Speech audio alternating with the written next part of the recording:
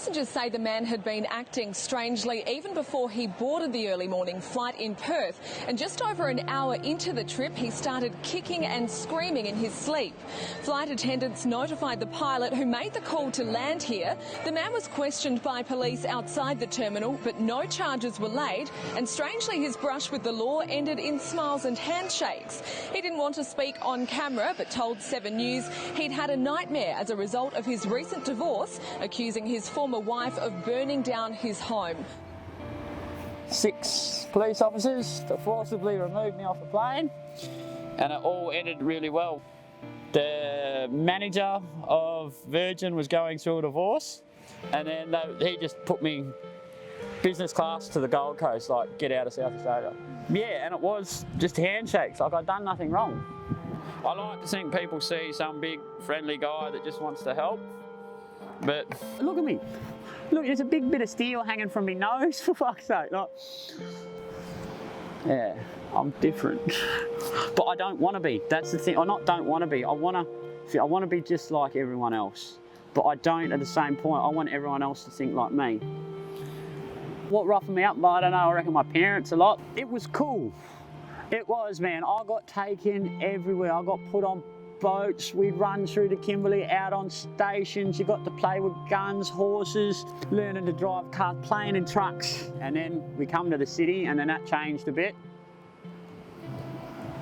I don't know, and then when my parents, they kind of split up, and then it was just not so much a childhood, they were busy, so I just did my own thing, met my own people, and just no one ever really noticed.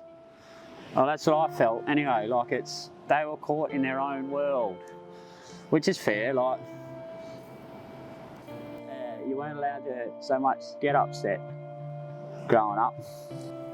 Dad always used to say, if I put a pillow down for you, every time you fall down, mate, it gets real soft when you land. I'm going to kick you in the face. You will never fall down again. If you want to be dumb, you got to be tough, son. And it sounds brutal, probably not that bad, but yeah, that's what toughened me up, man. Like, I broke my neck and there was no, oh, there, you can do this. It's get the fuck up.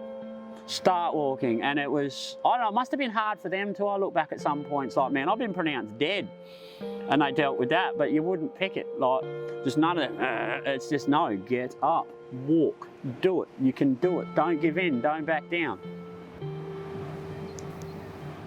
Be proud of the person you see in the mirror. My favourite thing in the world is my reflections.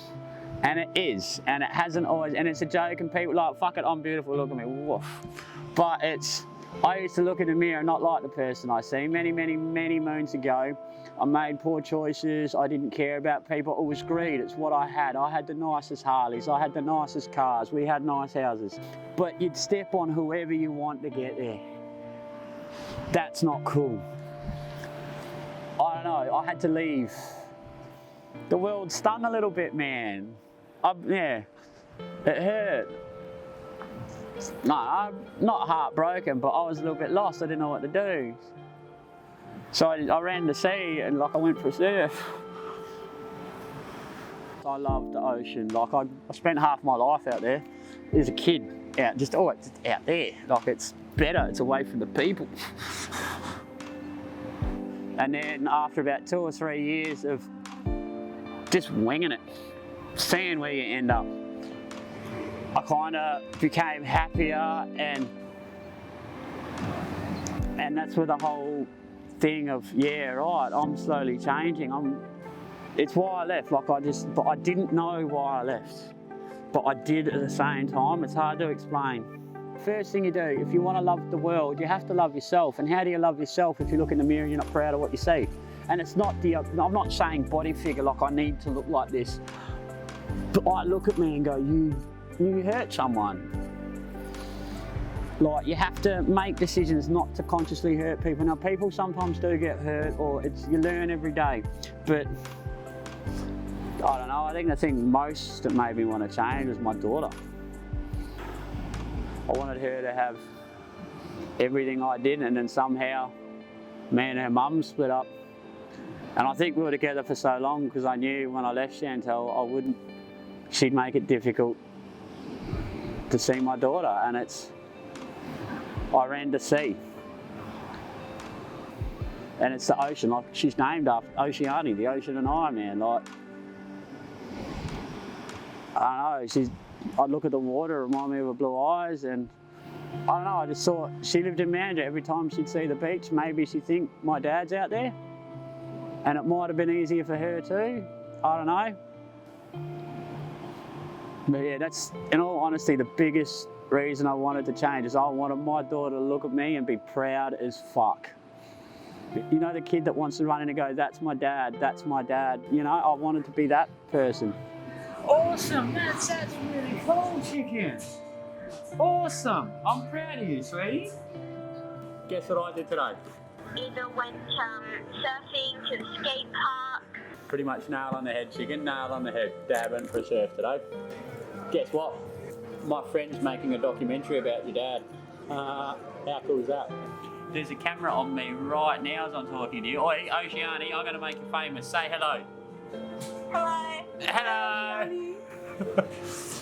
Oceani. If you ask her how much does Dad love you, she'll say every time, my dad loves me more than a bear loves honey. And I've said that to her since she's this big.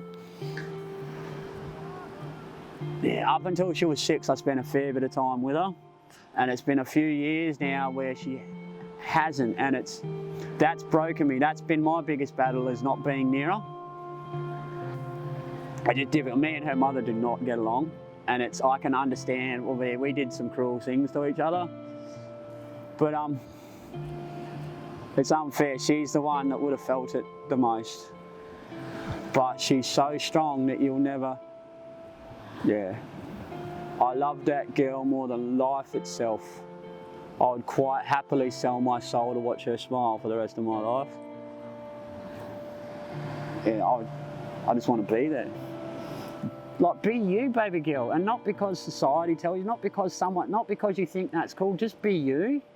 Like, it'll be the most uplifting thing you'll ever do, but if it's anything like Dad, you'll always feel a little bit weird, but that's kind of cool. Yeah. I want her to be happy. I want her to smile. She's got such a beautiful smile. If I can leave the world with nothing else, I want to leave with a smile. There's something good about every day. Just take a minute to think about it. If you know what it's like to be unhappy, it sucks, man. So you want to run around and make everyone as happy as possible. It releases endorphins into the brain. You're literally making the world a more beautiful place. I know my dad always used to say, like, never pick a bar fight with someone until you had a chat with them, because you never ever know if they're going through the worst day of their fucking life. Even if someone's got a frown, man, a simple smile might have saved that man's life, and you'll never know.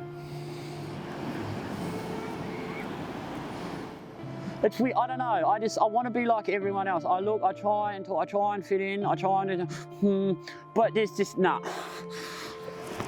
Like, people don't think properly, or you get stubborn, or just people like putting people, I've noticed this a lot, and it's usually the ones that are hurting the most, and they're the ones that you want to attack or be savage towards, are usually the ones that are hurting the most. It's not about you, and it is at the same time, but it's, you know, include people. We're social creatures.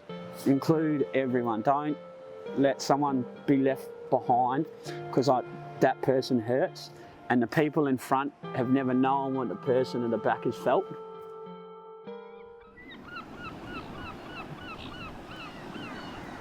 I miss the sun setting over the ocean. Like, it looks different at sea. It's calming. I think that's just the water in general. For me, it is.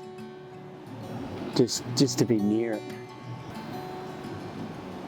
It'll strengthen you. It's a beautiful place.